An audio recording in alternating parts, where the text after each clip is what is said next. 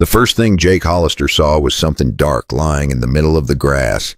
At first, he thought it was a dead deer, but when his horse got closer, he froze right in the saddle. It was a woman, a young nun in a black habit, stretched out under the burning Kansas sun. Jake jumped off his horse so fast the dust rose like smoke. He dropped to one knee beside her. Her feet were bare. They were cut and dusty, every toe streaked with dried blood. Her habit smelled of sweat and sun-baked cloth, the sharp mix of fear and heat that told Jake she had been running for a long time under that cruel sky. Jake touched her wrist to check for a pulse. The skin was hot, burning hot, like she had walked miles through the heat with no rest at all. Her lips moved just a little, a whisper so faint he thought it was the wind. "That is forbidden." He leaned in. She whispered it again. This time her voice trembled like she was afraid even of the words leaving her mouth. Jake had seen a lot in his 52 years, from droughts to gunfights and hard winters, but he had never seen a nun collapsed and alone in the prairie with fear written all over her face. Her eyes opened halfway, blue and unfocused. They were scared and lost, but underneath the fear was an old hurt that had been carried for a long time. Jake lifted her head gently and felt the heat coming off her skin. Heat like fever. When he touched her shoulder to look for injuries, she whispered it again. "That is forbidden," not like a warning, more like a plea. And Jake understood. She was not scared of him. She was scared of rules, of judgment, of whatever punishment a young nun might face for letting a rancher lay a hand on her, even if he was trying to save her life. Jake pulled out his bandana, dipped it into his water skin, and placed it on her forehead. She flinched at first, then relaxed, almost melting into the touch of something cool for the first time in who knows how long. Far off in the distance, he heard hooves. If someone from town found her like this, lying in his arms, it would not end well for her. Or maybe even for him. Jake slid one arm under her knees and one behind her back. He lifted her carefully, and she leaned against his chest like she had no strength left to fight anything. He could feel how light she was in his arms, and he knew there was a story behind it. Whatever had driven a nun into the middle of the Kansas prairie, and it was not something small, but as he carried her toward his horse, one question kept nagging him.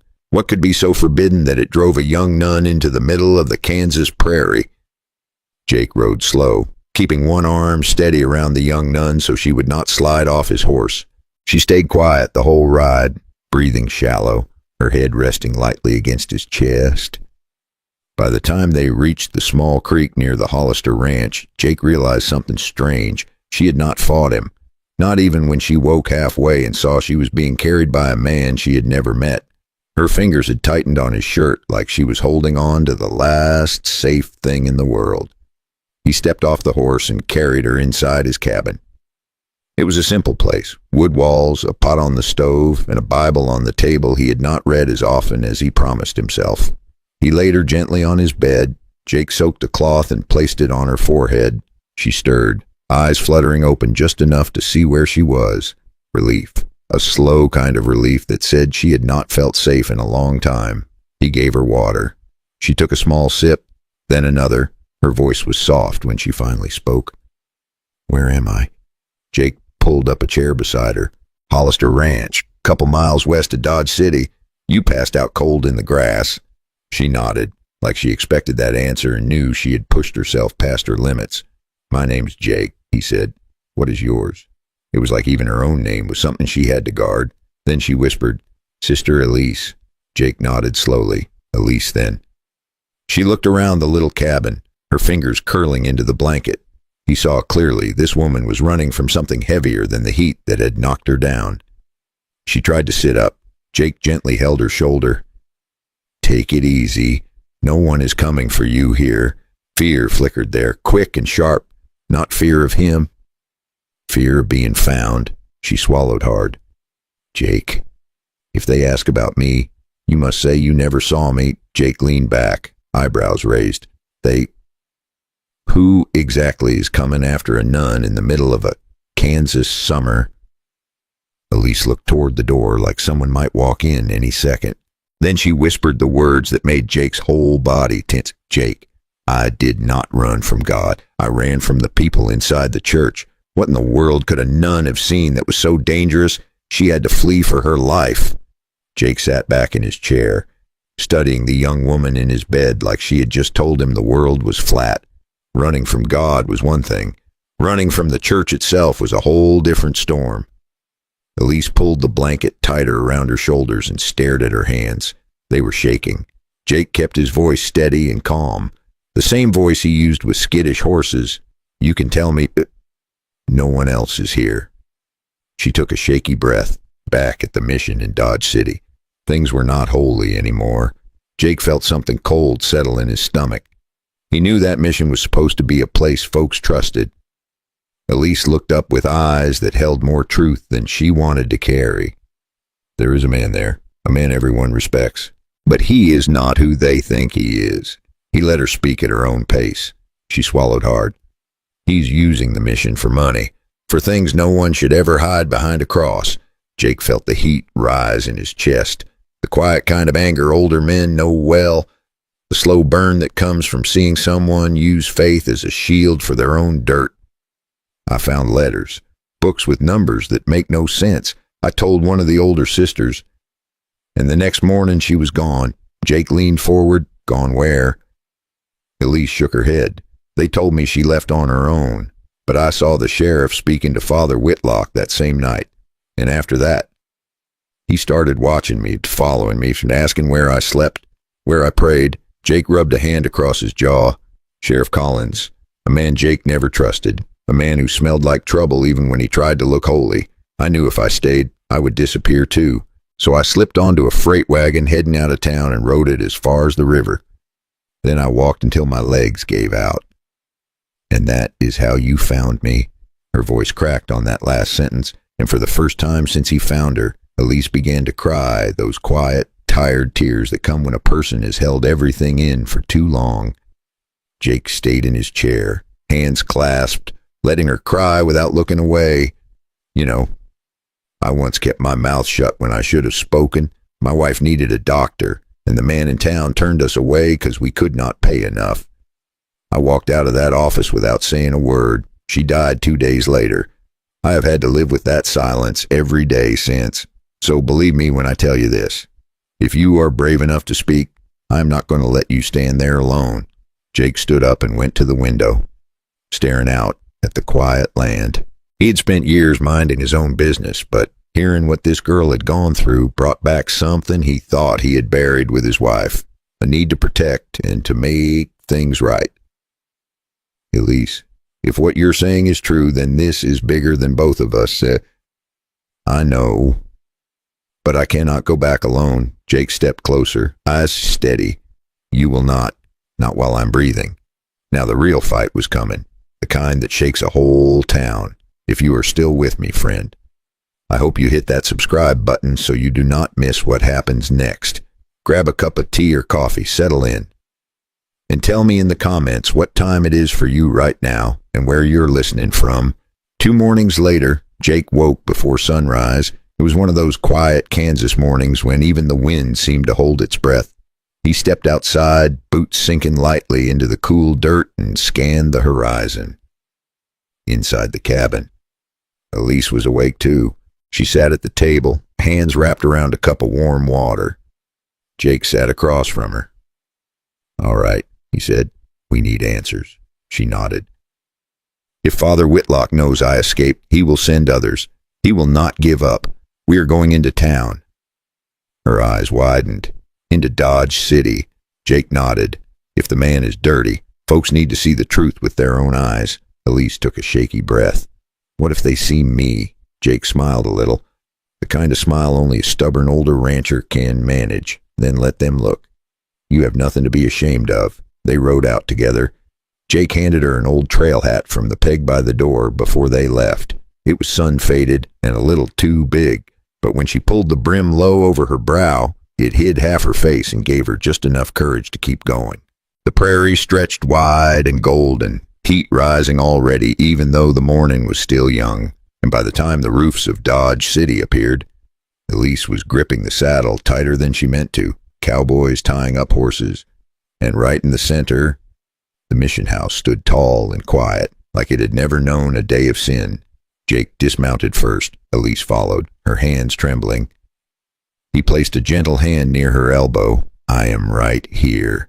When they reached the edge of town, Elise almost stopped walking. Her legs felt like they did back in that field, weak and shaking, only this time it was not the sun that was beating her down. "I do not know if I can do this," she whispered. Jake offered his hand, rough and steady. "You do not have to shout," he said. "You just have to say the truth once, and I will stand right beside you while you do it." For the first time in a long time, she was scared and not alone. As they walked toward the church doors, people began to stare in recognition. A nun gone missing never stays a secret for long. Near the entrance stood Sheriff Collins. He stepped forward with that slow, oily smile he wore when he thought he had the upper hand. "Morning, Jake. You bringing her back where she belongs?" Jake did not blink. "That depends. You plan to tell the truth today?" The sheriff's smile faded just enough to show the man underneath. Then the doors of the mission opened, and Father Whitlock himself stepped out. Face calm, eyes cold as a January pond, his gaze landed on Elise. "There you are, child. Come along now. We will settle all this inside." Elise stepped back. Jake stepped forward. And right there, in the middle of Dodge City, the air cracked with tension, so sharp it felt like lightning waiting to strike. The sheriff's hand drifted toward his holster. Whitlock's eyes narrowed, and Jake realized something. They were not here to talk. Now the only question was this: who would make the first move? Sheriff Collins had one hand hovering at his hip, and right in the middle of it all, Elise stepped forward. Elise opened her mouth, but at first no sound came out. Her knees buckled just a little. Jake's hand tightened on her elbow, holding her up more than she was holding herself. "I'm not going inside with you. Not today. Not ever again." The crowd around them went still, but not everyone leaned the same way. Another man near the back muttered, "The father would never do such a thing." Whitlock lifted his chin. "Children say wild things when they are frightened," he said smoothly. "Come now, sister. Let us talk in private." He took a step toward her. Elise froze. Jake moved in front of her before the priest could get any closer. "If you want her, you go through me." Collins let out a short laugh, but his hand dropped lower toward his gun. Some people backed away while others held their ground, eyes jumping between the sheriff and the rancher like they were watching a fuse burn. Jake kept his eyes locked on the sheriff, calm and steady, but inside he knew one bad move could turn this square into a graveyard. Then Elise spoke again, louder this time. "I saw the books. I saw the lies. And I saw what happened to the ones who tried to speak before me." One man shouted, "You watch your tongue, girl. That priest buried my mama. He would never harm anyone. But next to him..." The storekeeper stepped forward, jaw tight. "Father Whitlock owes me 3 months of unpaid bills," he said. "And every time I ask, he tells me God will provide. Maybe this is God providing." A mother near the front pulled her daughter closer. "My oldest went to work at the mission kitchen," she whispered. "One day she just stopped coming home. No letter. No goodbye. You told me she ran off. Father, were you lying to me too? Were you..." Jake looked around at the faces, some angry, some confused, some just tired of feeling small. "You all trusted this place," he said. "But trust only works if a man earns it." Collins swore under his breath and yanked his gun free. "Enough of this." He lifted the barrel toward Jake. A few people screamed and ducked. As he fired, 2 ranch hands slammed into his arm, and the shot went wild, smacking harmlessly into the brick above the mission door. In the chaos, Whitlock spun and tried to run back inside. He made it 3 steps before the storekeeper and another man tackled him in the doorway. The struggle shoved the mission door wide open. Papers spilled from a half-open cabinet. A metal box clanged to the floor and burst apart, pouring ledgers and rolled bills across the entry like spilled guts. An old woman bent down and picked up a page, her hand shaking as she read. "Money for orphan children," she said. sent to Sally's saloon in Dodge City. Folks rushed to the threshold and stared down at the mess. Page after page of numbers, names, and payments that never reached the people they were meant for. No one who saw it all laid out needed a judge to explain what they were seeing, though a few still looked like they wished they did not believe it. Whitlock tried to speak, but no one listened. The sheriff tried to shove his way free, but 3 townsmen grabbed his arms before he could hurt anyone else. Jake did not have to throw a punch. The truth itself did the fighting. By sunset, Collins was in irons in his own jailhouse, watched by men who used to fear him. Whitlock was taken away for questioning by men who were not afraid of him anymore. And Elise stood in the doorway of the mission, not as a runaway nun, but as the woman who finally brought light into a place that had been dark for far too long. Instead, Elise stayed and worked beside the other sisters, cleaning house in more ways than one.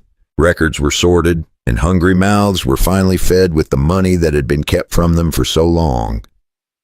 Every Saturday evening, when the work was done and the light turned soft over the prairie, Jake would ride in and wait by the fence. She still wore her habit and had not yet decided what to do with her vows.